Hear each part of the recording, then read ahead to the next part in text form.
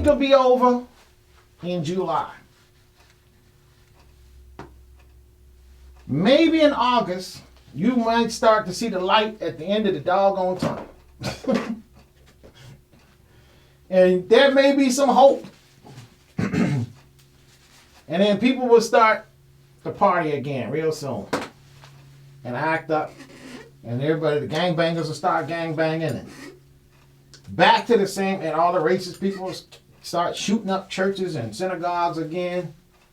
You'll be back to the same stupid stuff they was doing just before this happened. And the Iranians will be killing the Syrians, and the Syrians killing the other Sunnis, and the Sunnis killing the Shiites. And they're going to be back to the same stuff. And the Boko Haram killing the other folk, the Christians, and all this kind of stupid stuff. And the ISIS people chopping off some people's head. Notice those guys, they kind of laying low right now. They ain't chopping nobody's head that much since Donald Trump. Almost seem like, well, golly, man, are they in on it? Seems like as long as it was Barack Obama around, them guys was like, this is one thing I've always noticed. How in the world you get a YouTube account in the middle of a war zone, in the middle of nowhere, to American YouTube? And you speak in English, by the way. Everything's written in English for English speakers to see. And you are a Muslim person. You can go through your whole life. If you live in those countries, if you ever been there, you live in those countries, you can go through your whole life and never speak one word of English. But yet, every single time you see the ISIS guys talking to each other and chopping off somebody's head, they're speaking English. They got tattoos. Some guys don't wear tattoos. That's American. They look like somebody. They look like somebody from Israel posing like they're somebody that's Muslim. They kind of look sort of like, you get a little tan, you got to grow a beard, put a daggone smock over your face. All those guys cover their face, Never trust a person who covers their face. I'm going to say it again. If they cover their face up, never trust that person. Matter of fact, that person's the devil. The face, the eyes is the window to the soul. If a guy's wearing dark sunglasses, run from him. If they're wearing a mask, run from them. That's an evil person. I'm just going to tell you that right now. Now, I understand sometimes the sun is out real bad and you need to put some sunshades on. I understand that. But if it's a habitual thing where the person's always doing that, get the heck away. That ain't a good person. And so if you have to do your deed with a KKK hood on, or with an ISIS hoodie on, whatever you call that, that's the same thing as that's KKK in Asia style, in West Asia style KKK. That's all ISIS are. It looked like they two groups working together. The racist white guy and the ISIS cat is one and the same. They're working together now. Why? I don't know. They seem to be mimicking each other. They're at least sharing notes with each other. Because that's the MO of one group. You never had a group of Muslims, even when the Ottoman Empire, I know we study a lot of history, but I don't see that many people talking about the Ottoman Empire, but they were really a huge, very impactful empire with a lot of influence. They've been influenced everywhere. They basically took over half of Europe at one point, and at least Eastern Europe. They still, to a certain degree, have a huge impact on Eastern Europe, even today, the Ottoman Empire. And it wasn't even until World War II, I think, that they fully lost all of their power. So after the end of World War II, they sided with the Germans, which was a mistake. They actually suffered worse than Germany did in terms of the type of penalties that they never could recover from. Because the Germans actually had a chance to recover and did, but the Ottoman Empire did not. They became Turkey, they became Syria, they became Iran, Iraq, and all that. All the way they became the Palestine. Then later they became, so they couldn't come back again.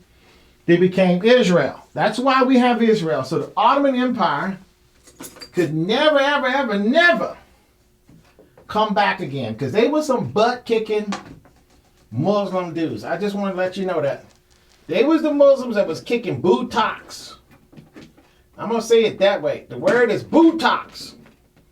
When you get your butt kicked so bad by your enemy that it's just shameful, that's called buttocks getting kicked. Buttocks is getting kicked. And so that's what they did. You know, they did that to everywhere they went. Whether they went to Northern Africa, whether they went to Europe, whether they went way down south in Asia, they kicked butt. And when the European organizations or countries, which basically was crusading and fighting the crusades against them for all these years, when they finally got them weak enough that they could put the death sentence into them, that's some of the reason why Israel was created. So that, and the second reason Israel was created, because you have something called the Suez Canal, which all of the stuff from China, because it was always intended for China and India, provide a lot of goods and services to Europe. And the Mediterranean is the old World Wide Web. It's the old way that everything was traded. They used ships. They didn't use airplanes and stuff like that to get stuff around. They used ships. And anyway, the Ottoman Empire is everybody who's fighting a war now. Everybody. That was the Ottoman Empire. And it's not a coincidence that they are the ones that's in trouble with certain other Western powers. Well, you say, okay, this is something that was going on during the Crusades. I'm going to say also what's going on before the Crusades. What was Alexander the Great and Darius, the Persian? It's the same empire. This time they called the Persians, and instead of them called the West, they're called the Greeks. And then finally the Romans took over from them, but it's the same group of people. Asia versus Europe. Asia versus Europe. It's always been like that since those groups came online. It's been those two groups fighting for who's going to control the resources of the planet. Those two very aggressive groups of people. So once you're aware of that those is not one group, because we always like to blame just the European folks, it's both groups. They're fighting for supremacy. They've always been fighting for who's going to have supremacy over who.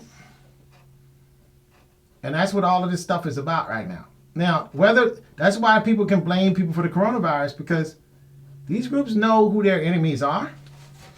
They, for the most part, leave each other alone. We don't mess with Iran for a reason. Now, we kind of, we danced with Saddam Hussein, and he lost that dance, as you know. Gaddafi didn't really dance with the Western powers, but he got tricked toward the end because they used the smiley face. I hate to say it. I like the guy, Barack Obama, but they used him to kind of softened Gaddafi up. Then they put the death sentence on him after that. Once Gaddafi thought everything was kind of cool, he relaxed a little bit. And then he started going to Europe and hanging out, hobnobbing with certain people. And I think these people couldn't believe what was happening. And I'm going to attribute some of that to the fact that it's the Barack Obama syndrome. I don't know if Barack Obama was in on it so much, but I believe it was a syndrome that was created that certain people capitalize on. I think it happened organically. I don't think there's anything that happened like we're going to go get this guy now. You know, I think basically he just let his guard down, and he probably shouldn't have. And of course, they took Gaddafi out. But you know, when they do it, just like I said with the African American slaves, they didn't go get Gaddafi themselves. They used Gaddafi's own people to get Gaddafi. That's a lot of people don't understand about Gaddafi. They think, well, the Western powers did it. No, they didn't.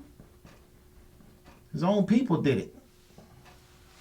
Did they use them? Sure they did, but they always have done that. But that's most of the time what's going to happen to you is your own group is going to take you out. The group that you want to help is the very exact group that you're trying to help is going to take somebody out. They're going to work them against you. It happened to the Native Americans over here. It happened, that's what my next painting I'm going to do that's on, it's going to be the person they call incorrectly Pocahontas. That was not her name. Her name was really Matoaka. I'm going to paint that painting to tell that story right. Because I'm tired of the story getting told but wrong all the time like it's facts. When there ain't nothing about that's real. And I'm going to tell about the deception of Matoaka and Ho'ohana and Opec Chankano, I'm sorry. And he was betrothed to Matoaka. Matoaka is the person that a lot of people refer to as Pocahontas. And of course, I think I mentioned to you guys before, what does Poca mean in Spanish? Little. Hantas mean in Greek, wanton woman, or bitch, or whore. So what Native American knew Greek? What Native American knew Latin? So that was not her name. Her name was never Pocahontas. Pocahontas was made to be a diss. Her name was Matoaka. And if you find out what Matoaka mean, then you'll know a whole bunch about that. But she was betrothed to the next most powerful man who was young. That was Opec Chankano. And her father was not named Powhatan. There's no such a person named Chief Powhatan. He was a Wessawarix. It's called Wessawarix was the name of the king, according to the native people. I know because I come from that Mattaponi people. That's how I know. So, well, how do you know that? Now, this bit of history, I do know because that's my family. I know this personally. I need to read no book. But anyway, it's not taught in history like that. This is one reason I never respect the history, because I said, hold on, this is not accurate information. It's not accurate at all. They're not telling this story right. Well, nothing like that happened. But basically what happened was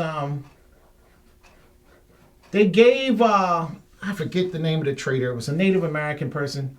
He was the brother of Wahan Sinoko. He was brother of the king. The king was aged. He was already 70 plus years old when Captain John Smith and the English colony arrived. He was already an older gentleman.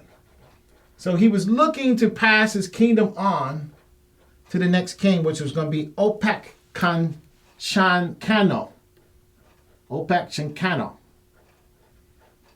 But what happened was the marriage hadn't happened yet because Matoaka was only 11 years old. Which is basically a baby when the colonial powers arrived. Opec Chicano was already like a young man. He was like 18. He might have been 17, but he was a young man. He was ready. He was in his prime. He was a specimen.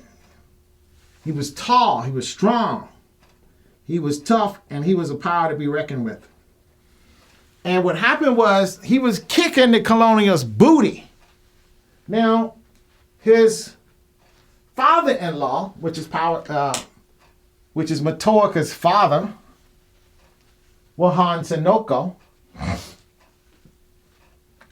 he was, he was defaulting a lot of his power, especially when the colonies start showing exactly who they were, that they was not going to be trusted and they was going to really do damages and they weren't going to be friendly at all. But they had these wonderful little things, they had pots and pans that was shiny. It was pretty. And, it was silvery, it was gold.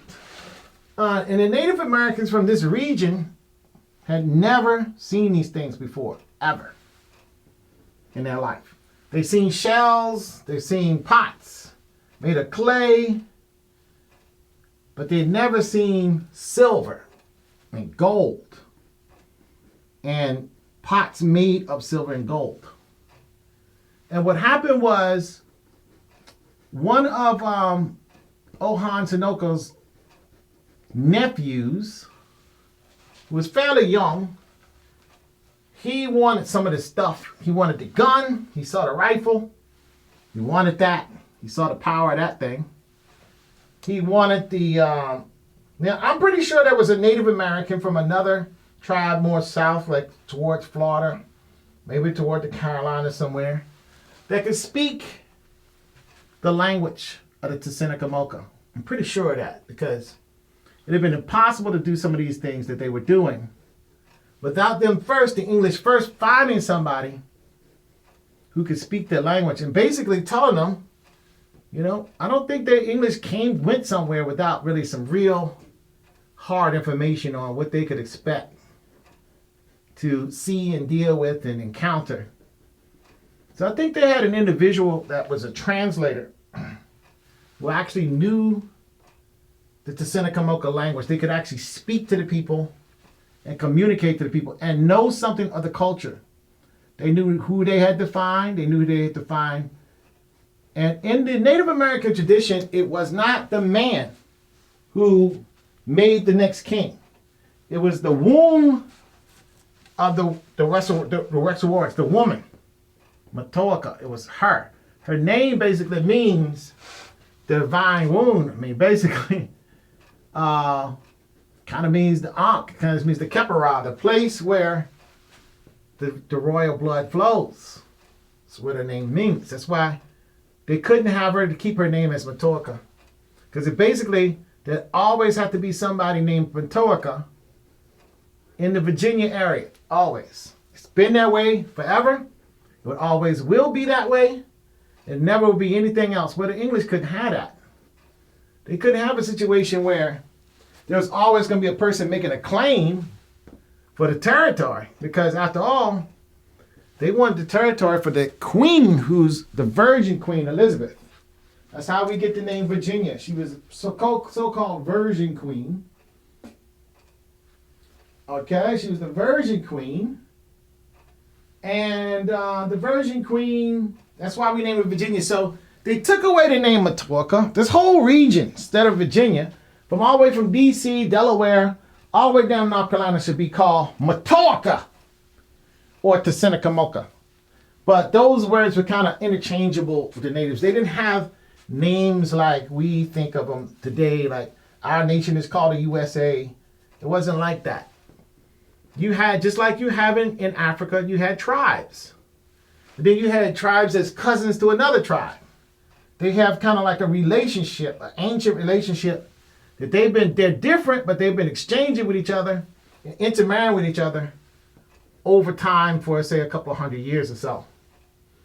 So you had the same thing going on. So the only way you could get a king was it had to come through Matoaka's mother, not Wahan Sinoko. It had to come through her mother. And then what happened was the king and the queen together would decide which one of their daughters was going to be Matoaka. Which daughter was going to be her. So that was her name. So that's one of her names. That was her royal name. That was the name of her birthright. I mean, just like you learn in the Bible with the birthright of Esau and Jacob. She was the one who was going to get the toughest guy in the whole land. And that was Opak Chankana. Or Chankano. You could say either way, depending on what group of people are the few people that's left who says you should pronounce it this way. Depends. But let's just say Okanchanoka. But I think it's a cock sound because everything has to get that ka. It's not a ko. It's not a ko sound like that. It's a ko sound. Oshan kano kano no. So she was betrothed to Opek Shan Khan Ndok. So what happened was that's why it was necessary for them to get with the cousin to find out this relative, which was the cousin to Okakanoka, and to find out who was Matoaka. Which one of these women were running around, because they didn't even know which one was the important one. Which one is her? They gave him a real pretty shiny pot, a little kettle, in exchange for him turning in Matoaka to the English. And once they got Matoaka, she became a hostage. So she never came on her own will. She was given to them by her cousin in exchange for a pot. The English got the whole state of Virginia, basically, in exchange for one kettle. Because these Native Americans had never seen a shiny kettle like that. So when they tell you about some pots and some bees that was exchanged, they're telling you right. And all he had to do, and actually his wife was in on it. The person that deceived, the cousin of the king who deceived her, another cousin, another royal person, was in on it. So she wanted some beads and she wanted some pots too. So she pretended to be like, with Matoaka. And what they did was they led her to the ship. And when she got close to the ship, the English came out and seized her. And that's how she became a captive for the English. That's exactly how it happened. They don't tell you that in school because actually archaeologists know this. That's why I like archaeology. They actually know.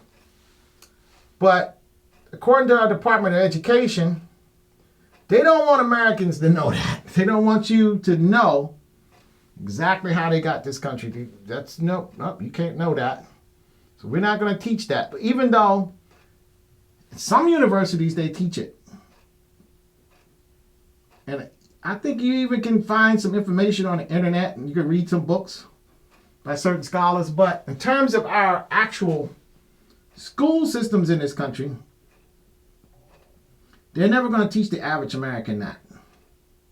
Because then everybody of any Native American descent, say for example, Hispanic people, they're brown. The Native Americans of the East Coast were brown people. Now, I'm not going to say they was from Africa because they had straight hair. They didn't have like woolly hair. I'm not going to say that, but they intermarried very, very quickly with African people. They didn't have any problem with the African person.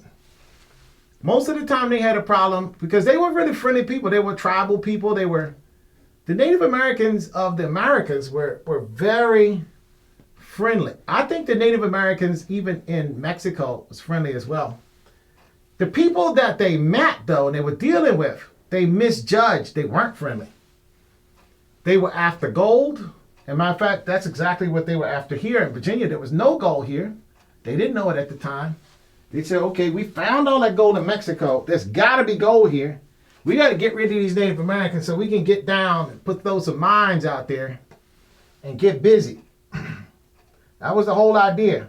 These people are keeping us. The longer we sit here and pacify these people, the longer it is going to take us to discover this gold so we can get rich just like the Spanish and the Portuguese with the Mayans and the Aztecs and the Incas and all of the other little tribes that was there, because there was other tribes that got jacked up too that weren't Mayan, Aztecs, and Incas. All of them got jacked over time.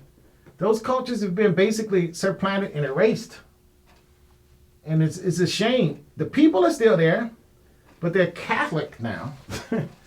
They have no idea their actual heritage. None. Most of them think they're from Spain. They believe that they're from Spain. even though when they go do a DNA test, they find out most of their lineage is actually right from right there. They're mostly Native American. And then the rest of them might be African, perhaps, because they don't want to claim that at all. Oh, God forbid if they see some African in the DNA somewhere. But then they will have to embrace it because there it is.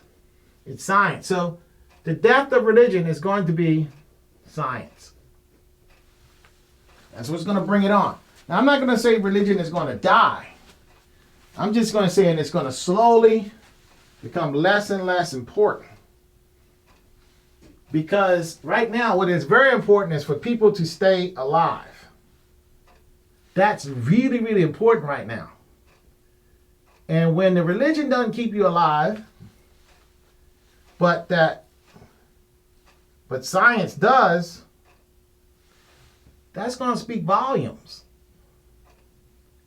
Then people are going to say, oh, actually, it's probably better to know something than to profess something. No, I can believe something and profess it, but if I know something, how to deal with something, I can solve problems. And if you're going to live and survive, you better be a problem-solving kind of brain power. You know? Or else what you're going to wind up doing is going through some learning the hard way. You know? Dealing with some little things until eventually that head will say, you know what, I think this is not the right way. And you start to kind of evolve to that other level of way of thinking. It's a little bit more what you call critical thinking kind of skills. As opposed to the skills where I'm just going to believe it because my grandma said so. And grandma said it, and that's all I need to know. Well, grandpa, you know, whichever one that said it. And then when we evolve past that, that's going to eventually happen. Now, some people in this lifetime that we know, it won't happen. They will take it to the sweet by and by, and they will go on to glory, so to speak. Going on to glory. That's what they're going to do. Because that's what grandma did. What grandpa did. If it's good enough for them, it's good enough for me. You know, I'm not going to criticize. That's what everybody thinks. Well, you know, we thought, I see a lot of people on the internet today who think that the earth is actually, there's a million ways to prove that the earth is actually a sphere. Mathematically, scientifically, using physics. But there's a lot of people who don't believe that. They don't believe that the earth is round at all. Some guys was even saying it's got a dome shape. They know exactly what it's shaped like, even though they don't have any more clue than the other person who thinks it's a sphere. But they're telling you all about it. So how did they learn about that? Grandma told them. Grandpa. Okay, some goofy way they learned it. And it's not scientific. They can't prove it. But that's what they know. And they're using kind of like this weird way of thinking to kind of validate their, let's just say it, propaganda. Because they're kind of on the internet trying to convince other people that their view is the right way. So whenever somebody's doing that, now that could be what I'm doing right now. You can say, well, that's exactly what you're doing. You trying to convince me that the way you're thinking about this, well, I don't have to convince anything. I actually can prove. You know, I mean, if you know anything, like I'm a photographer also, not just a painter. I'm a photographer also, and if you just know anything about optics, you know that, and it's basically optics is science, photography is science. It's a science that scientists came up with the idea that you can use a lens to project the image onto something, and then you can use a chemical to record that projection of that image. Before then, nobody thought you could do that. Same thing, people didn't think you could fly. Then all of a sudden now, people don't have any problems jumping on an airplane. Okay, I can fly now. But before they were saying if man was meant to fly, he would have wings. They would laugh at the Wright brothers and people like that that thought that, no, people are going to be going everywhere in these airplanes soon. People just laughed at them. Those people are all dead now. But during their time, before the airplane was invented, they died even before the airplane was invented. Thinking that these guys are a bunch of clowns. The Wright brothers are a bunch of clowns. Man, they could never fly. Ah, ha, ha, ha. And then now, well, they didn't get even a chance to be proven wrong. They just left Earth with the wrong ideas, thinking they were right. Now, I think that's going to be happening with a lot of people in this upcoming not too long from now. They're going to be leaving Earth with the wrong ideas, thinking they're right ideas. And it would only be their seed, the people they leave here, that'll finally figure out, you know what, they were some backwards people. I mean, they were just wrong on so many levels, you know, but, you know, God bless them, you know, the old folks, they had their way of thinking, you know, I mean, that's usually how it is, right? So I think that's going to be the case in the future.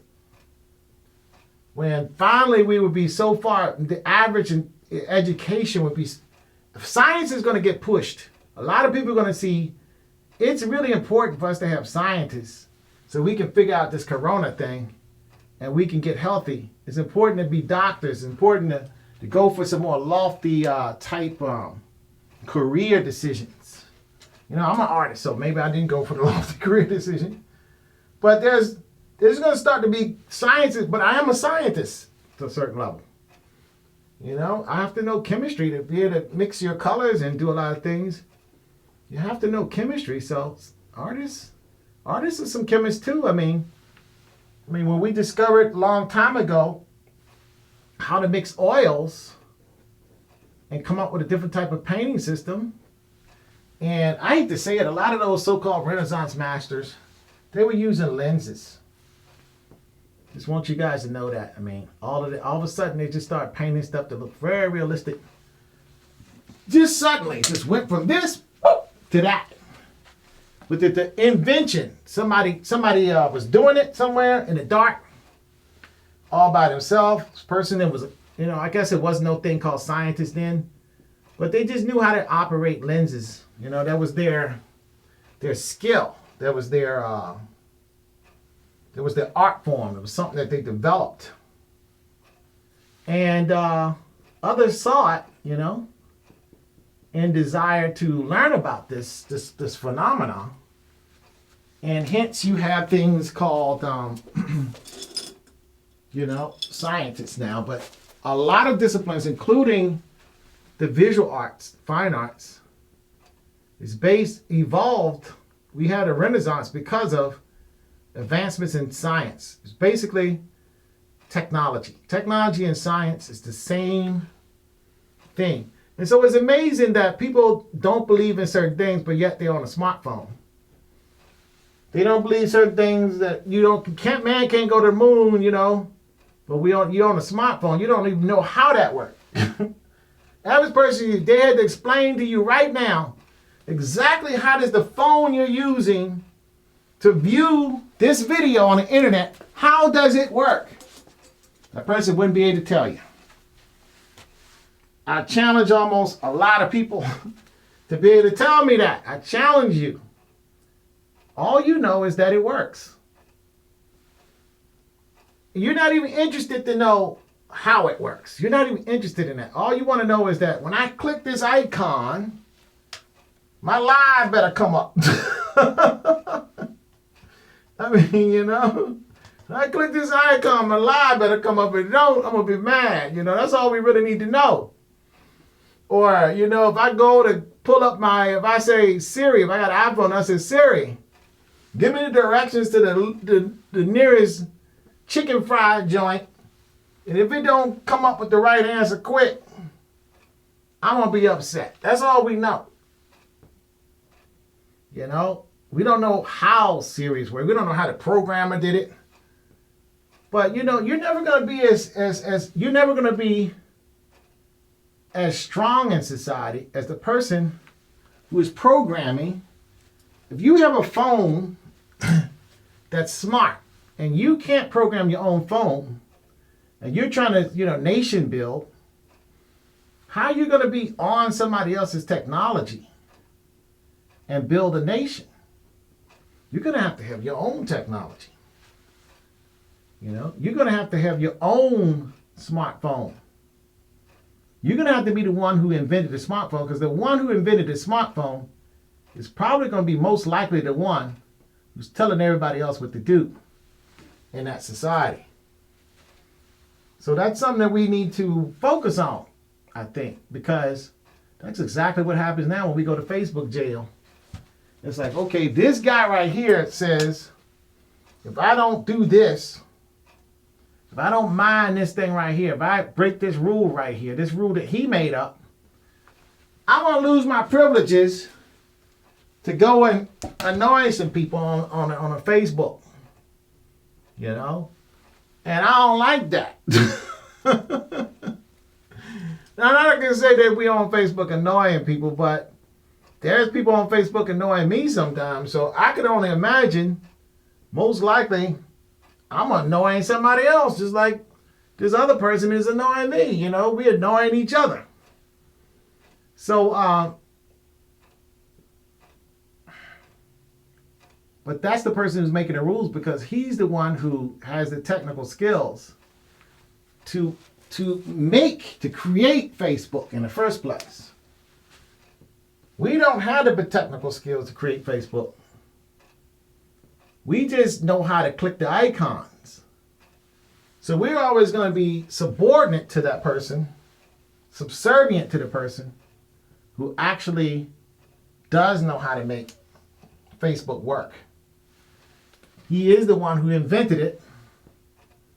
And so we can never hope to actually usurp ourselves above that individual, because we don't have those powers ourselves. We've given those powers to somebody else, so we keep using them for them. They have it, and we don't invent our own. We just continue to use and use and use somebody else's power. And we hope that they're nice to us and see our point of view. But that person is only going to see their point of view, you know. Just like that lion when he's snapping up that gazelle. All he knows is, I'm hungry, man. You're lunch. That's what he knows. It's like, I'm hungry. And where's my snack at? Oh, there's a gazelle right there. Let me get that one right there. He looks tasty. And boom, you know, you chase that little bad boy down and snap, snap, snap, man. They got holler for about a minute or so and it's over with. You know? And so that's how things work. So I think if we're going to be people who kind of do our thing, you know, we're going to build, nation build. I hear about people, all these people, nation build. When are we going to do it, y'all? They get on Facebook. I said, man, come on, man. What you think? You could just sit out there and come out your living room and take over the world, you know, with your oompies on, you know, your slipper still on and junk, and rollers in your head with your little do-rag on. I don't think it's going to go down that easy, man. I think you're going to have to get out the comfort zone and do something more than just, and you saying y'all, so that means you're looking for somebody else to do it. You don't want to do it. Because you keep saying y'all like you need some help. Well, if you good, you don't need help. Just go out there and do it. Then you tell them to, hey, enjoy what I set up for you, man. But then you got to pay me dues because I'm the king. That's usually how it works. It doesn't usually work like, okay, everybody, let's get together. Let's break the system. Let's do it like that. I don't think it worked like that. I mean, now that's my point of view now. That's just my point of view. I just don't think it works exactly like that. I think what happens is strong people do strong things. And the strong people is going to invent a system. And then there's predatory people. Like I say, you got those people in Africa that's holding other Africans down. Big time. So you got all that. And they're going to, all these people are going to just do what's easiest and best for them. Like I say, that lion, All he knows is he hungry, man. Let me go snap this gazelle up and eat. My stomach is growling. He don't really care too much about that gazelle. He ain't even thinking about that gazelle, man. Before his stomach started growling, he ain't care nothing about no gazelle sitting over there, over in the field over there grazing. The gazelle could be anywhere in Africa, anywhere in the Serengeti, man. It could be out in the field somewhere. As long as he can get over there and see it, so he can chase it down and snap it up. That is the only thing that concerned that lion at the time. You just happen to be the unfortunate gazelle that got in his eye shot and his vision. And then he just went on out there and just snapped you out because he got that kind of skill. He's got that ability. He's made to do that. He was born to do that. So what I'm doing now is I'm putting these little glazes in. I should just be talking about painting techniques and stuff. But instead I'm talking about all this kind of political stupid stuff. Again, sometimes I get in these kind of little funks. I try to get out of them. I don't really mean to be in them too much. And I know I'm probably ticking a lot of people off. I'm sorry. Forgive me. I beg your forgiveness. Okay, so this is part. I didn't even want to paint this today. I didn't even want to do anything on this. But I wind up doing something. I wanted to be on this side doing something over here, and I keep on getting dragged over to here.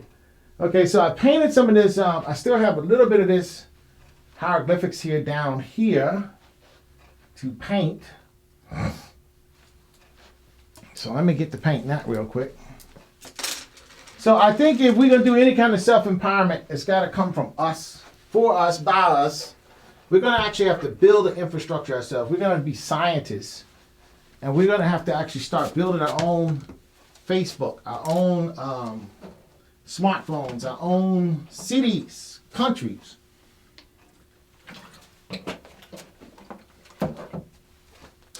Kind of like what the Chinese did. Now, I don't know if they're doing it well right now. I think they're messing up right now.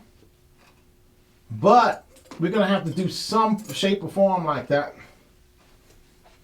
But I think what's really going to happen, I think most likely what's going to happen is we're going to realize that whatever we used to be is over.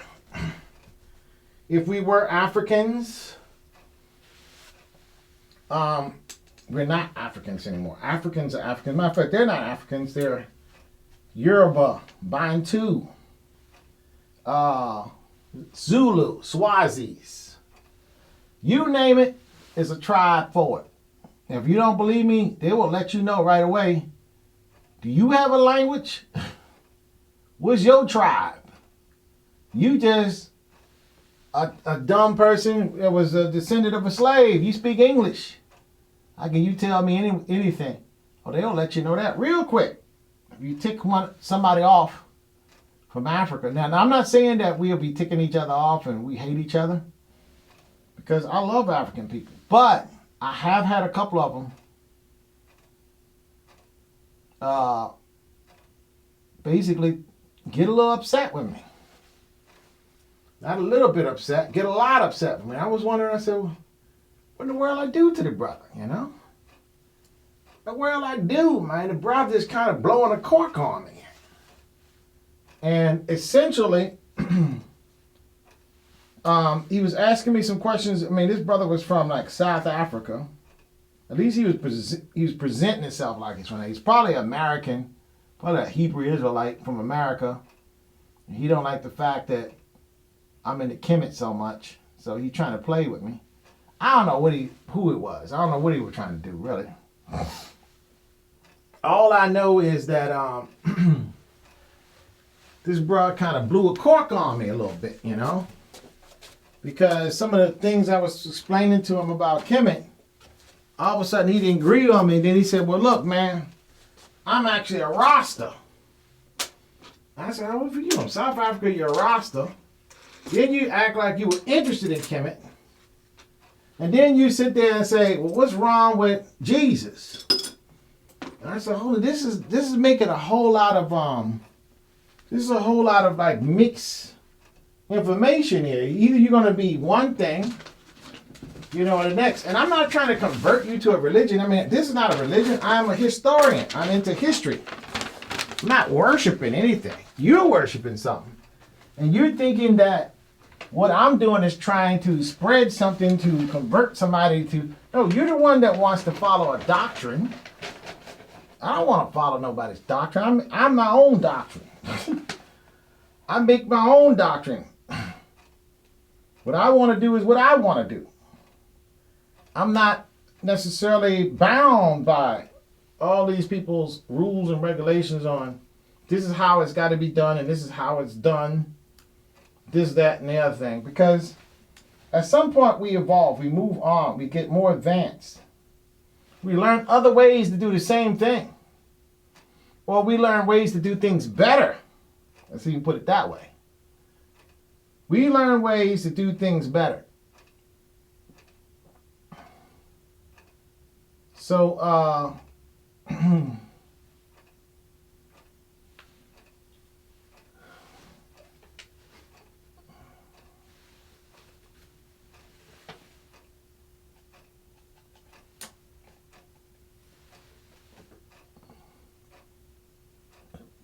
and in learning how to do things better, we advance. We advance. We move on from one thing to the next, and we get more and more strong. We get more and more powerful, or we become empowered. We find a way to overcome better. To thrive. Or we don't find a way to thrive. We just simply exist better. We're not thriving, at least we're existing at a better status than we were. Now, but whatever the case is, we're in a much better place than we were. Because that's what it's all about. It's about trying to do something that's going to put you in a better light and a better perspective than you were before. That's the only thing you can really hope for, because at the end of the day, we are American citizens. If you're here in America and ICE hasn't shown up on your doorstep yet and thrown you out of the country or put you in a cage somewhere, I'm willing to bet that you are American citizen.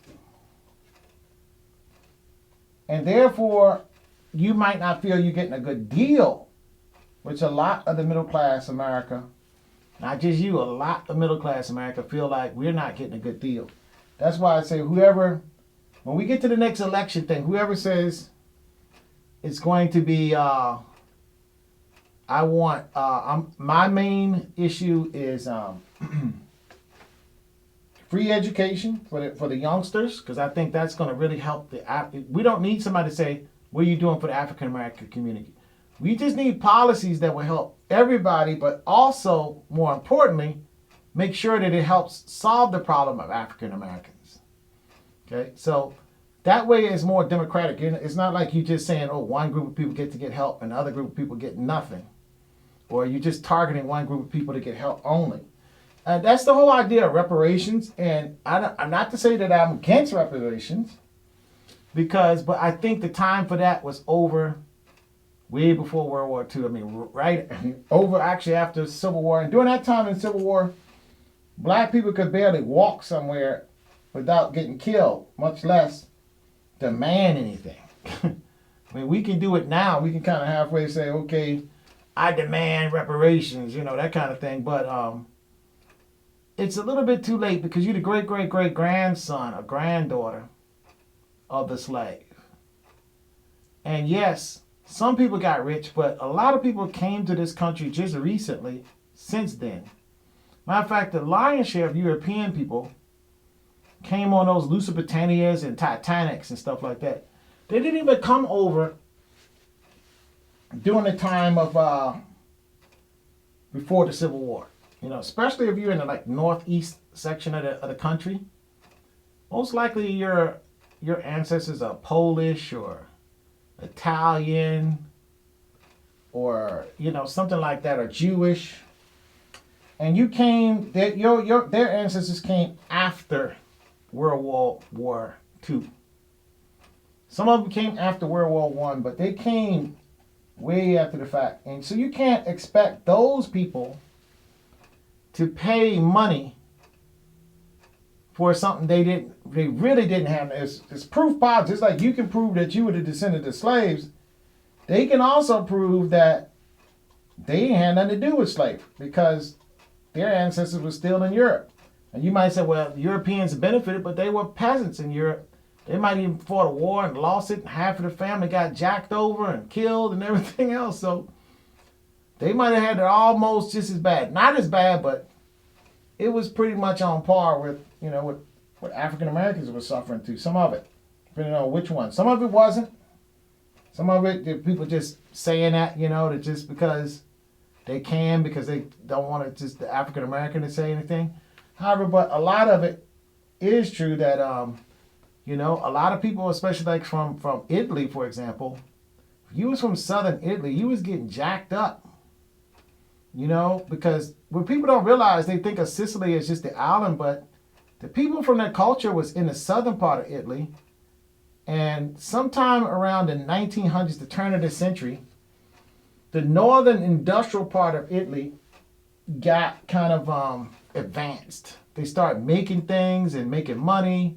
They kind of became like yuppies, And they started being prejudiced toward the more, I hate to say it, again, this happened, the more melanated people from the southern part of Italy. There became a little bit of a culture shift, in terms of power. And what happened was a lot of these people were just simply starving to death. Families was falling apart. And they chose to just leave Italy because there was nothing for them then. They were orphans at this point. The parents had rejected them. They was living on the street, or the parent was trying to keep the family together, but barely decided to, before anybody else dies out of here, in this situation, let's go ahead and go to America. They promise you, again, a lot of these people got free land though. Especially if you went out to the Midwest, if you were like, most of those were German people actually, and you were able to start a farm or a ranch or something like that, and man, you got a huge amount of territory. I mean, it was a nice deal for you. Now, in some cases, if you're African American, that may have happened in your little local town, in the South somewhere. You may have been allowed to purchase in a certain region, a certain area, where it was mostly blacks. Or you were kind of just awarded, by some sympathetic person after World War II that saw that you really wanted to stay in the region. You didn't want to go to you didn't want to go up north, to a place that you didn't know. You want to stay somewhere where you kind of familiar with everything.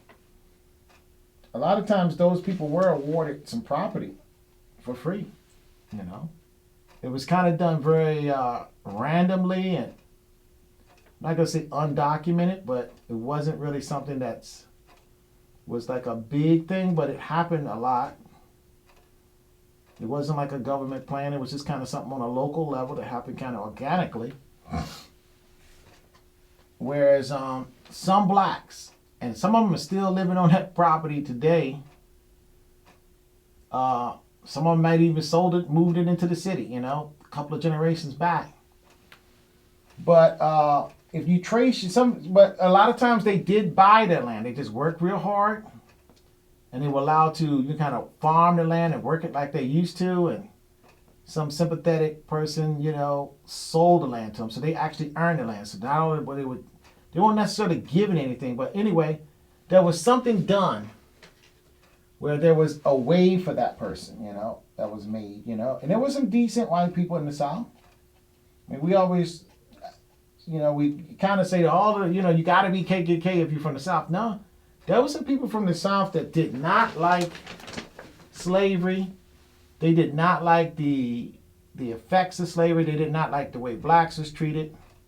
They did not like some of the whites. There I'm from the South, and there was white people. I remember when we first moved to a certain area that was mostly black, well, mostly white, and there was a lot of black families, doctors, people who own businesses, lawyers, people like that was moving into these affluent county neighborhoods that basically had very wealthy whites in them.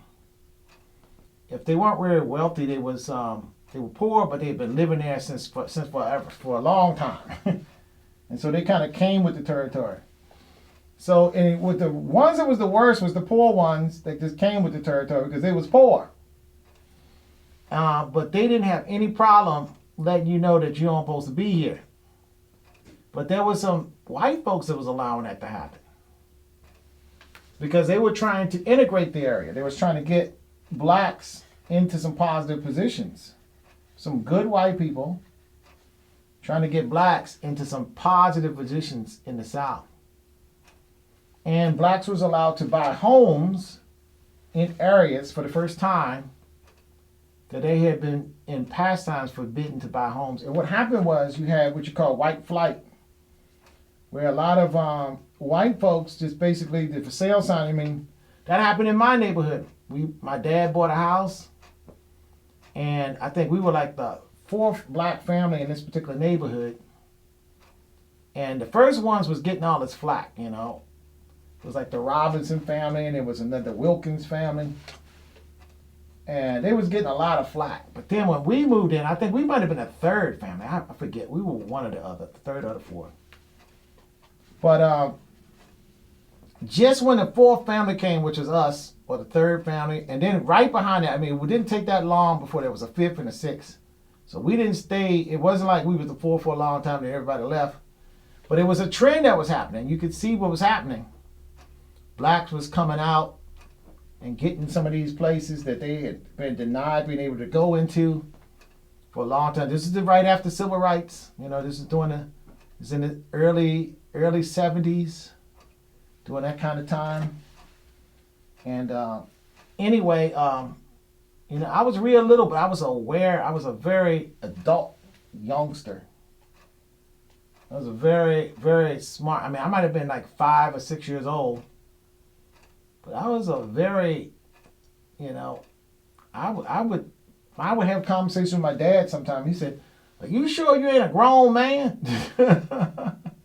And I would just smile. I said, "Well, maybe I am, maybe I ain't," But I would ask those kind of questions that even he wouldn't ask, or another adult his age wouldn't ask him, And they were good questions, The questions made sense. It wasn't just some kid just asking a bunch of questions and the dad had to say, "Be quiet." There was questions that made him think, Made him think a little bit.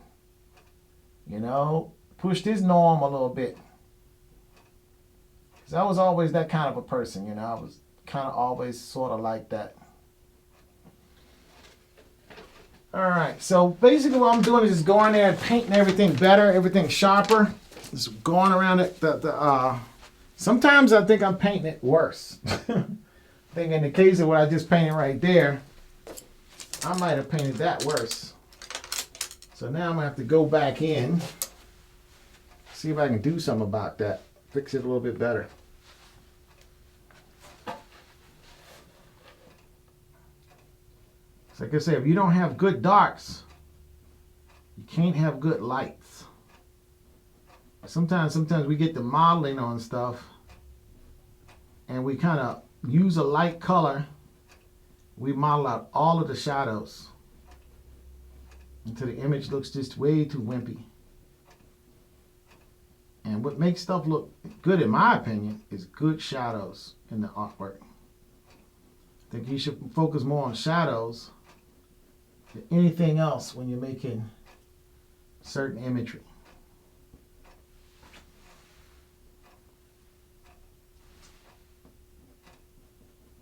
Because if you have good shadows, everything else is just going to look good. It could be kind of weak, but the shadows look so good, everything looks great.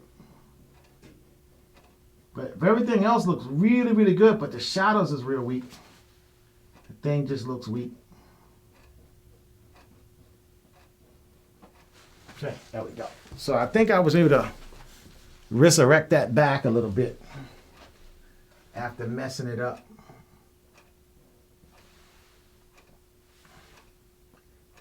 That happens a lot, but you know, like with painting, you paint something and then you repaint it, you paint and then you change that, then you change that, until finally it looks right. Okay, so there we go. All right, so now I'm gonna finally mosey on to the section I wanted to get on before I got on all these other sections that distracted me. Because I've been talking about all these distractive topics anyway, so I don't know why I'm talking about them. Then sometimes you talk so much, then people online say, well, you post this stuff and you seem like you're contradicting yourself.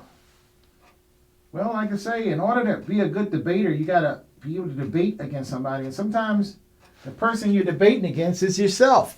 To get the best answers, you have to try to answer by the opposite. You know, whether the opposite is true or not, you have to be open to try that. You know, to try that point of view, that argument. And if you're not open to try that argument, you ain't gonna learn nothing. You know, you just basically feel like you know it already. I'm one of those guys. I like to learn something, man. I mean, like I said, I can listen to somebody say some complete nonsense all day long. I mean, complete and utter nonsense. And what I'm trying to do from that person is learn. But then somebody else said, why in the world are you spending all this time listening to this guy? He's just talking a lot of nonsense. Well, at least I know his point of view. And I'm going to respect that. I'm going to respect that point of view.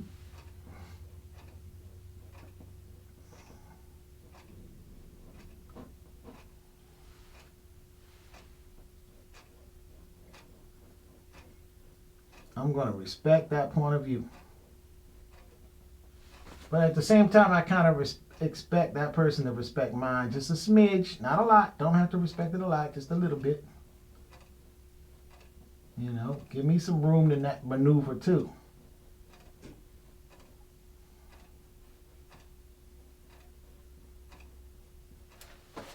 All right, so there's that. So I'm going to let that go just like that. All right, I've been wanting to get on this crown for a long time and haven't done it. So now I'm going to leap in there. I'm going to get down on it. Okay, I'm going to get my, there we go. Now the crown is already blocked in really nice. Painted kind of nice. Actually, to tell you the truth, I probably should do this when I'm fresh. Right now I've been going for about 3 or 4 hours. And this is some gnarly little painting in here. Am I ready for that? Well, if I do, I want to have a clean, set of brushes. My brushes ain't clean. And I want to order some more brushes. And what? That's going to take me, I'm locked in with coronavirus. That might take me a little time. But I'm going to take a stab at it right now. I'm going to get this brush. I'm going to get this brush. This brush. And I think this brush, I'm going to take a stab at it. So I want to paint it really, really nice. Okay, this is probably my best brush now for doing nice painting. My medium is dirty. No, I don't want to do it. My medium's dirty. I'm going to wait till everything's clean. Okay, I'm going to tackle the column now over here. What I need to do is unify these elements. I kind of got this real volumetric. This side is volume too, but it looks kind of wispily painted. Gesturally, it comes together. When you back up about 10 foot, it looks pretty good. When you back up 15 foot, it's fine. From your camera point of view, you may be looking at it and say, nothing's wrong with it. But this is going to be a museum piece. So therefore, it should look like a museum piece. which means that if you get close, it should look good. If you back up from it, it should look good. And if you just get like 3 inches from it, it still should look good. And the painting still should look good 100 years from now. So in order to do that, I have to make sure these yellows and these sandstone beiges look well painted. Right now, it looks painted nice. If you was doing this, it would look pretty good, you know, gesturally. But I got the hint colors in there to tell me what I want to do. I don't really have the final colors in. So I'm going to start out just like I did on the other side. I'm going to start out with I really don't want to even start out with the darker colors. I want to start out with the lighter colors. So I am going to start out with the lighter colors. The reason why is that my medium is already dirty.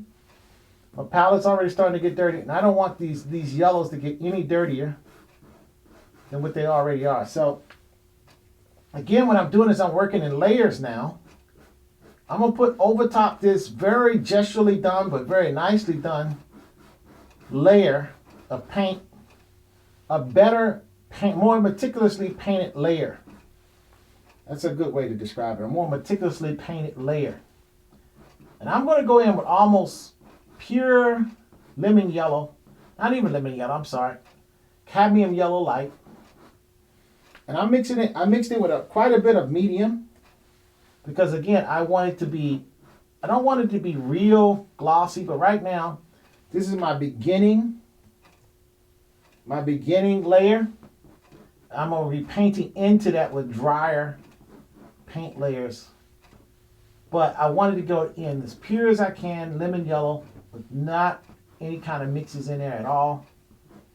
And then I want to cover the lemon yellow I keep calling it lemon yellow, cadmium yellow light that is already there. I want to cover that and just add another little layer to that, another little quality of color to what is already there. Just making the paint look thicker. It's kind of like putting another coat on your wall if you was painting at home. But this coat is translucent, so you can see some of the quality of gestures that I have in that initial paint. And that's what I like, because that kind of looks interesting when you do that. When you look underneath one layer, you can see, oh man, this guy did all this gestural stuff, you know? But what I need to do is keep this very leftmost edge very pure yellow. And then as I get in, I start to mix other colors in, because it doesn't have to be so. Now when I got here, even though I was painting somewhat gestural, I was really throwing this yellow down thick. So I don't really have to do much to help this yellow down here. This yellow is already kicking. It's looking nice. And that's what you want. I mean, when if a person purchases this painting and hangs it in their home, their stately home, or wherever home they have, or if it's in a museum, these yellows should really look like they're museum quality. They should really look like, wow, that is yellow. That's what I want people to think when they see this. That is some good looking paint right there. Now my medium is a little bit dirty, so my yellow is not going to be absolutely as pure yellow. I'm kind of messing up a little bit there, so let me get my rag and erase. And that's the one great thing about painting wet on dry. If you make a mistake, you can just go in with a rag and just cut it right on back. Sometimes it makes a very nice effect, by the way. Okay. Now I would paint this with a tighter brush instead of this long handle brush. Usually when I paint with a long handle brush, I'm trying to be more gestural, have some more character in the paint strokes, and the texture. But I still kind of echoing the texture that I originally painted this in. Now I'm slowly starting to mix a little bit of titanium white in as I get down, because the sun is hitting this yellow. At first, you got the sun hitting the clouds, and you just got that, that magic hour color. But now the light is really getting intense. So I put a little yellow in there to make it look like when it gets here, the sun is kind of hitting it a little bit stronger than it was. Still hitting it strong, but it's hitting it really strong down here. Okay? Now, I have this cartouche kind of gestured in, and I'm going to paint it more there in a minute. But I don't want the eye focusing on that because it's just half of a cartouche. You really can't read it. The way I have it in another design I made, another painting I made, it was barely discernible. I painted it a little bit more there in this painting. But I'm not going to really try to make it even more there than it already is because it could be distractive if it's too much there. Because I don't want the eye to be going to that cartouche because that cartouche is not really saying anything. I want the eye to go to a cartouche that's actually saying something. And now I'm going over some of these gestural strokes with this yellow. And this particular yellow has a little bit of titanium white in it now. It's not just pure yellow. I'm going over the section where the pharaoh is offering some type of fig to probably Ra. That's what was on the actual column. That was the original that I'm going at, that I used. And then in some areas, I'm just going to paint just straight yellow. I'm not going to even add any medium to it. It's just going to be really intense right there. And then I'm going to start adding in a little bit of yellow medium. Just to get a little warmth here and there to that glow of that sun, that evening sun. That magic hour sun as it hits the column. Okay, so I started out with some medium on the brush and with some medium in the first color. Now I'm painting almost with no medium at all. I don't want this to be real glossy because I don't want the the columns to look really glossy. Because the limestone is not glossy. It kind of has a matte look to it. What I'm going to do is so I can see this better, I'm just going to move this painting over a little bit. First of all, so I don't get paint on it as I'm painting.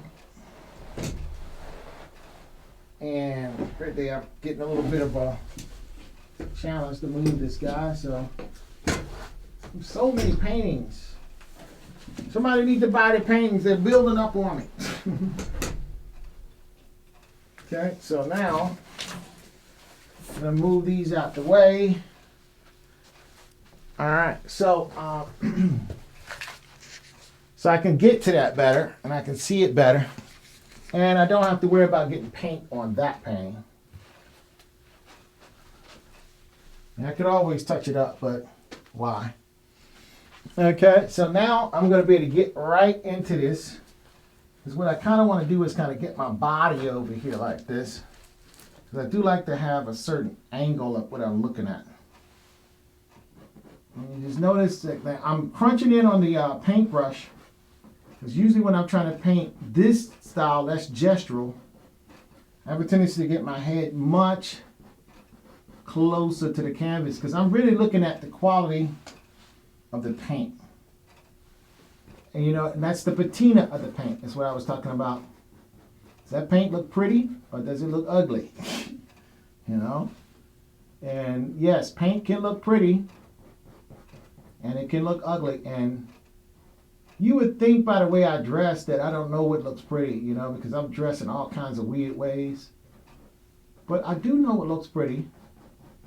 And I do know what looks not so pretty. Let's put it that way. Because I don't think anything is ugly. As an artist, you know, you're using ugly images. I mean, if you want to tell a story in your image, in your imagery, and you're painting about something that's ugly, I mean, that's just a note in your symphony. Ugly is a note in your symphony. And, you know, what would a symphony, you know, without the kettle drums, boom, what would the symphony be? You know, without the oboe and the tuba and the instruments that play that really low sound, what good was the piccolo? Piccolo is nothing. Because if you don't hear the piccolo in contrast to the other instruments that make the low sounds, the significance of the piccolo is reduced. And the piccolo still sounds nice because it's a piccolo. Likewise, when you don't hear the piccolo, the significance of the low sounding instruments is reduced. So everything is about contrast. In order to have one thing, you're going to need the other thing. You know, I always tell somebody, they say, well, there's so much evil in the world. But how in the world are you going to define what is good if you don't have evil? If everything is good, there is no such a thing as good. Because everything is the same, which is good. The only way you can appreciate good and evaluate good is that you must have evil. Or else you have no way to define what is good. The definition of good would not exist because there is no evil to give it definition, to give it significance or meaning. Everything is about contrast.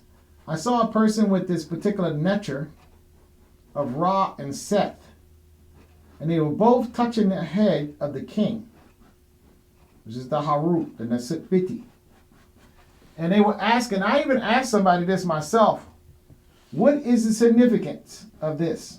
I asked somebody the day before that, and it was ironic that the very next day I see this post that somebody else made on the same exact, and I actually sent them there's a different picture, but it was the same statue. And the person couldn't answer me. That's how I knew that this guy was a Rasta dude. This was some Abrahamic person who was just trying to mess with me. Probably a Hebrew Israelite. Because he couldn't even touch the topic. And most people that know a little bit about Kemet can at least touch the topic. A little bit. I mean, they could say something. But if you just a straight up, all you know is the Abrahamic books kind of person, most of the time you can't say nothing. You just basically stuck. And you just go on, you just want to argue. That's what you really want to do. You want to argue and get on the internet and fight and argue. You just want to get on the internet and just get all somebody get blocked basically, Or if the person don't block you, you just want to really just get all that person's nerves, That's what you want to do. So that's what you do, because you're bored, because it's coronavirus and you're stuck at home and you were in the dishwashing department at your job, but now that they done shut down the kitchen and ain't no dishes to wash, you unemployed sitting at home chilling out on the internet messing with me. Damn. Is that right? Should you do that? No, you shouldn't. But now you find yourself in that position because you ain't got nothing to do.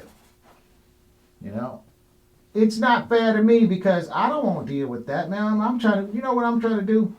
I'm trying to paint some pictures and just paint some pictures right now. And then while I'm painting pictures, I'm talking about whatever random stuff that crosses my mind to whoever want to listen, And I think that's what most people do when they get on live, They just talk about whatever stuff that crossed their mind. Now, okay, so now let me just not talk about that because I do have a lot of knowledge about painting. So for those that want to learn painting, let me say something that I definitely know what I'm talking about. That's painting. Okay, what I'm going to do is start with a raw umber.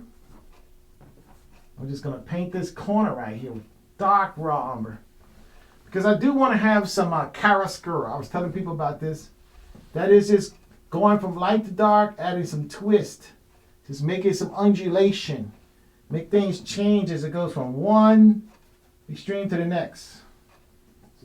So I'm going to start that with some raw umber right here on the edge of this painting.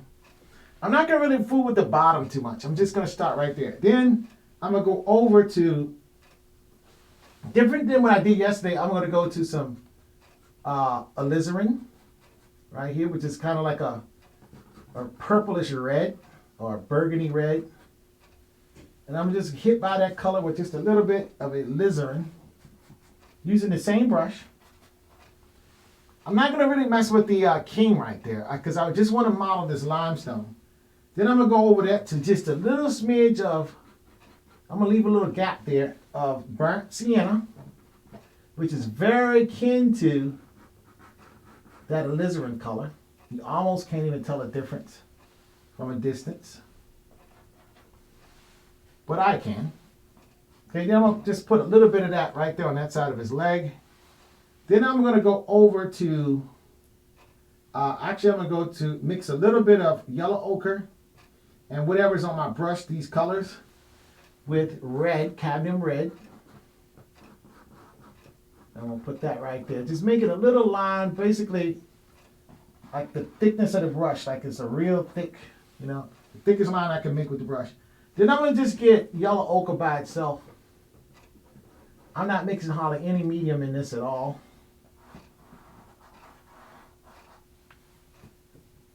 I'm just putting it on there because I want my paint to be rich and thick and nice at this point.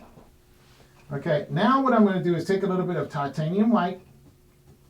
I'm going to mix it into what's left of that yellow ochre.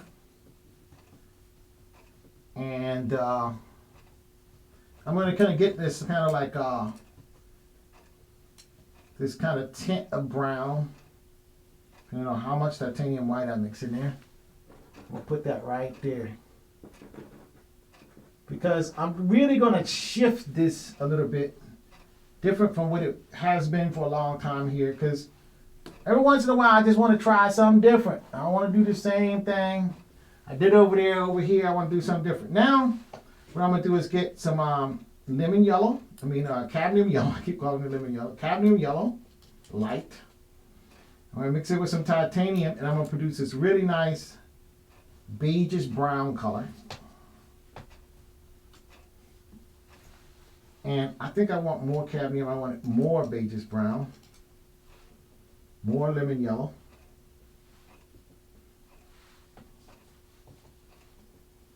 And I'm going to put that right here. Yeah, that's good. I'm going to cover over a lot of stuff that's in there. Because I'm shifting this. I'm coming up with a different plan. I don't want to just do what I've been doing. Because that's good, but it looks too much like the other side. I don't want them to necessarily be a mirror of the other one. I want one to have a different attitude. So I'm shifting my attitude yet again, you know. I'm going into this yellow that I just painted. This is paint. Now I'm down here painting over top of dry, this orangey color. And there we go. So now, I'm going to back off of that because I can actually start seeing that gradation a little bit. And that's kind of, okay, that's really intense right there. But now what I'm going to do is I'm going to blend that and mix that with yellow. So I'm going to go get me some more lemon yellow. And I'm going to get some more titanium white. So I'm really bearing down heavy on the titanium white as I'm trying to finish this up.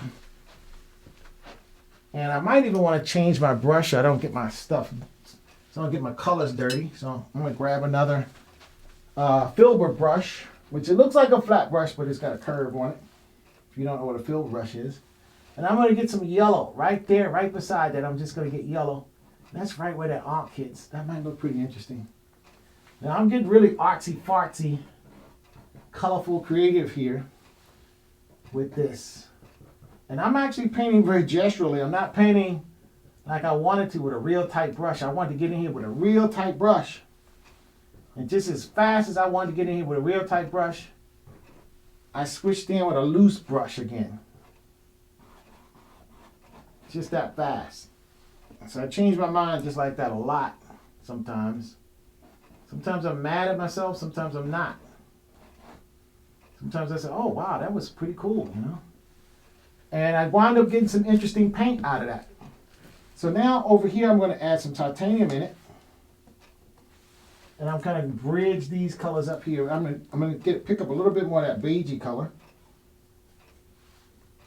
from the other brush that I had. And just kind of connect this top piece in. That looks pretty good. Okay, and I like that. I'm adding a little bit more medium now to get the paint to flow better. because I want to go around real nice and sharp around these little pieces of hieroglyphics here. You know, with the nice beige color of the actual, you know, of the actual limestone. I just want the paint to look good.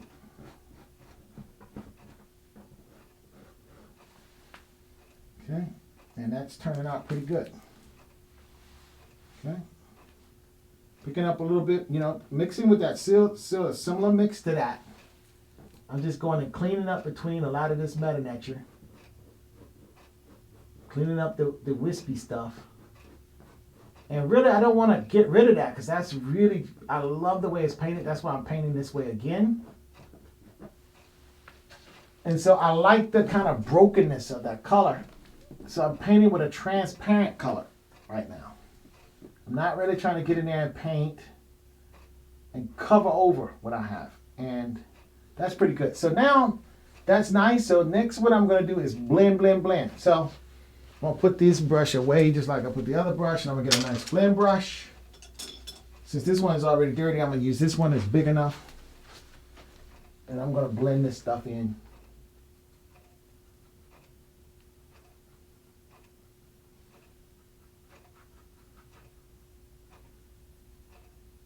And I'm just taking on a different approach. And I want to see how it works. If it don't work, I can always, it's wet on dry, I can always wipe it up and start over.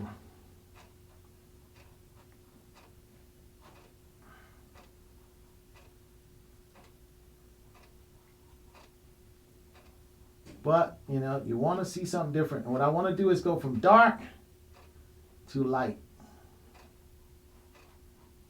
And actually from darker to sun-kissed column. That's what I'm trying to achieve with this.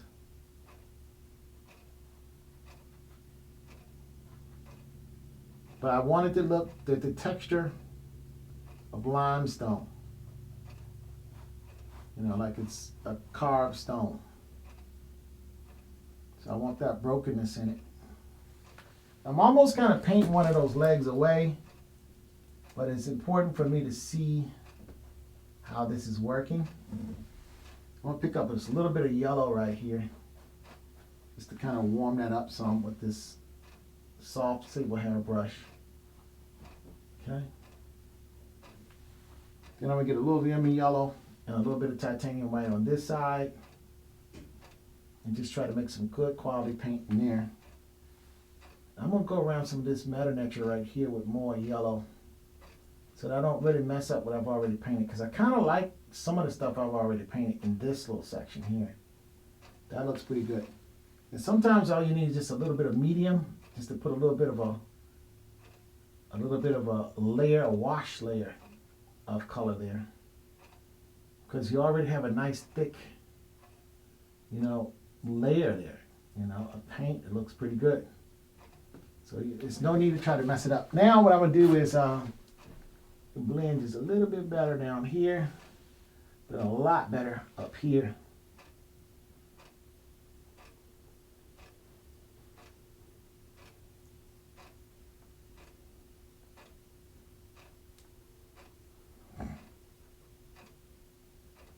And sometimes I come up with good ideas. Sometimes they're not. You know, you just got to try them, and you got to see what you get. You know, see what you get out of it. Okay, because it's wet, that's why I'm doing this. I can always restart. Just wipe it off and try again. And some of this is a little bit too wet. I'm gonna have to go into the raw umber again, and and not really just hitting the medium, but and go back to some of that alizarin and just kind of reestablish some of these darker tones, because when it's really wet, sometimes the blend is very abrupt. It's not gradual. It's not like subtle. It's too abrupt. So it's just you gotta have the right wetness to the paint to really get your blends to happen the way you really, really want them to happen, which is the nice, smooth blends coming in here. I'm trying to come in here with some nice. So I'm going for this rough paint look that I had. So if somebody was to come closer to this, they'll see a much more refined paint look. The paint itself, the layer of paint will look very nice, very interesting. It would not look like a bad layer of paint at all. The paint would look like, okay, this guy painted this. As opposed to, what in the world, this is just sloppy look. I've seen stuff like that. I've actually went to museums and the paint just looked dirty. I said, oh, this guy's a master. And you know, you've seen it in the books, you know, you had your textbook in art history class and back in school, and you're like, oh man, I still love it. It looks great in the print. But now that I'm finally seeing this in person, I did all this sacrifice to get here to see it. And now that I'm actually paid to get in this museum, this is because it's not a gallery, this is a museum. So I paid to, you know, if you go to the Guggenheim, you got to pay for that. You got to buy tickets. You're not just gonna walk in, you know, and just get away scot-free. I mean, it's not a lot of money, but you gotta pay to get through the Guggenheim Museum. You know, some high-end museums, if you want to see the original pieces, you gotta pay. Now, some city and state museums, they're nice because you can actually go free. That's for the culture. That's for the city. So that they can actually go see some things and learn some things and experience some things. I'm feeling kind of bad now because while I'm painting this, I'd like to take a day off or a few hours off or whatever, the first earlier part of my day, and I like to just go to the museum. Because especially when I'm painting something like this, I like to look at what somebody else is doing and see how my painting is stacking up. Really, that's what I really want to do. See how my painting is stacking up with the masters, you know, or somebody that's doing something similar to what I have in mind that I'm doing, you know, to what I'm trying to do. You know, at my own point, you know, am I keeping up with the masters, you know? Am I doing justice to some of the ideas that they had, you know, or I'm doing some of their techniques, but am I implementing that just as nice as them? So you want to get a visual reminder, you know?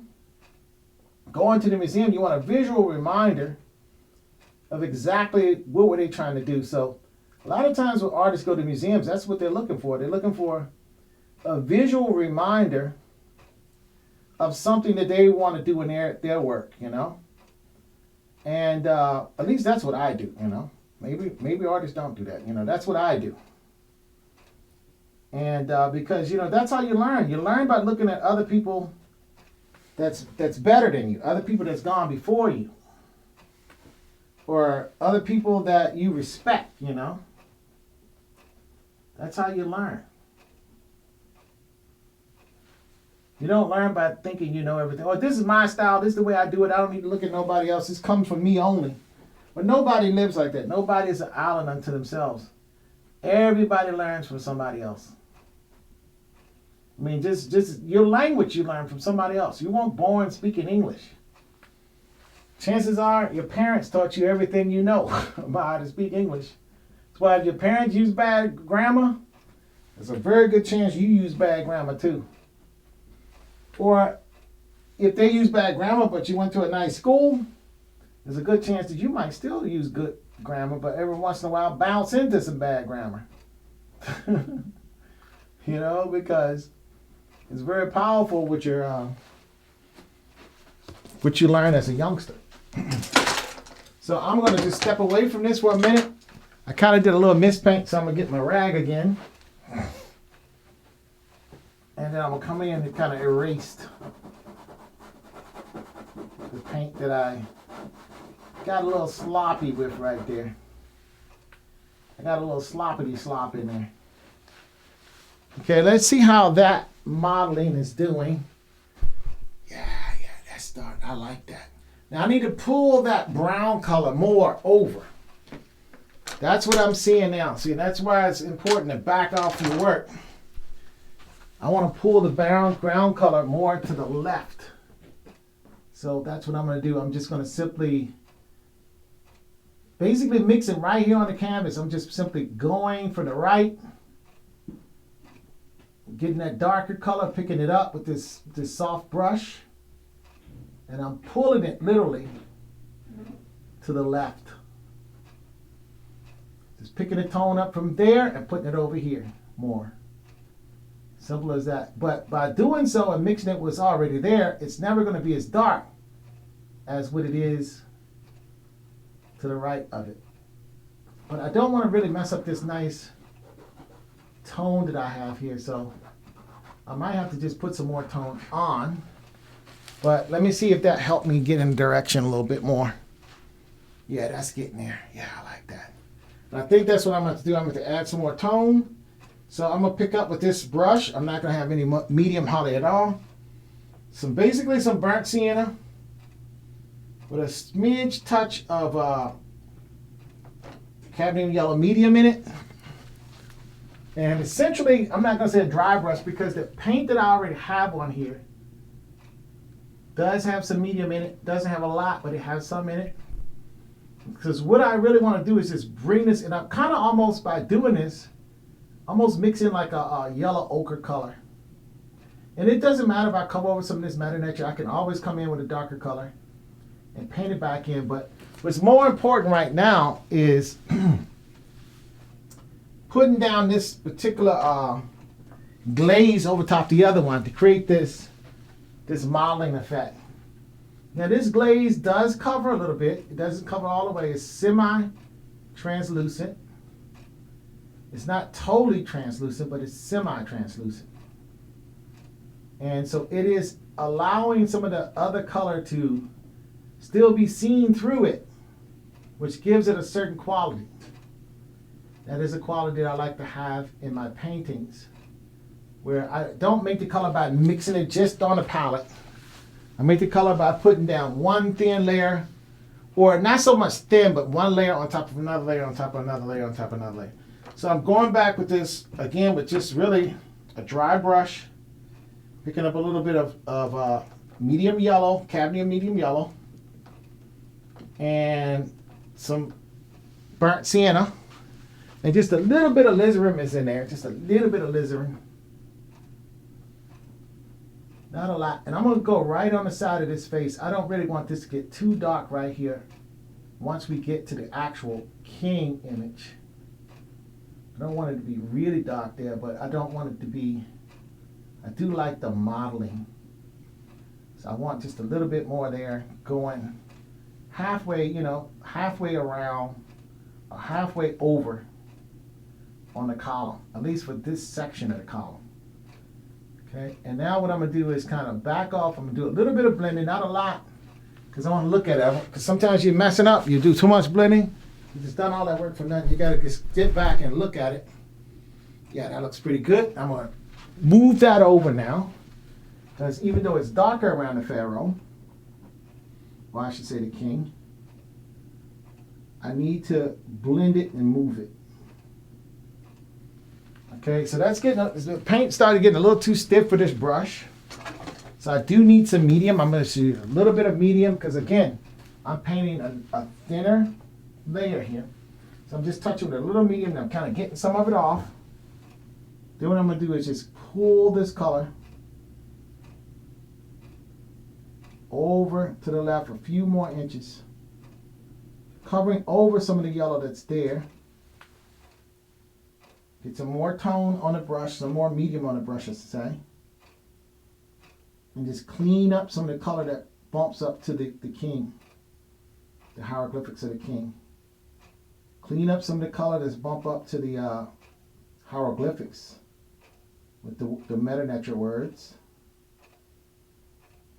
And just get on the other side of that, get on to the left side of that, because this slightly darker tone that I want to pull into that. And I'm trying to do this mostly with what is on the canvas without having to put, because that's how you blend it. You don't want to put new color down too much, because if you do that, and that's as soon as I say that, I want to put new color down because it looks a little wispy right there in terms of not covering some line that I made. That is not part of the Meta Nature, but it's part of the layout, the line layout. And it's not part of the illusion of depth of the carving of the hieroglyphic. So I want to cover that. And this is a fairly big brush that I'm using. But I like big brushes for blending because it blends better. You know, when you blend something, you want a large surface. You don't want a little teeny brush trying to blend because your surfaces look so, you know, you can see the brush strokes a lot easier because it's a little teeny brush, so everything you're trying to do is little teeny, and you just go back and forward, trying to make a smooth, even look. So I like this size brush. This is a number 8 round sable brush. And I like this soft sable. I love this brush for blending. And what I'm doing now is, just by virtue of using this darker tone, is hitting down some of that pure yellow that I had in this area earlier. Because I wanted it at first just to get an idea what it looked like, just to get all the sun. And then, but now I kind of like the modeling, the shadowy. So I'm just going to have where the shadow stops and the sun takes over. And it's going to be about right here, in this area right here. So, and then that's good paint right there. That paint's going to look good.